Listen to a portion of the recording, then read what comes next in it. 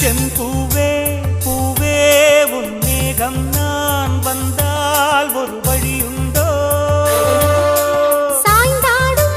சங்கீத் துளி பட்டாலும் முத்தாகிடும் முத்துண்டே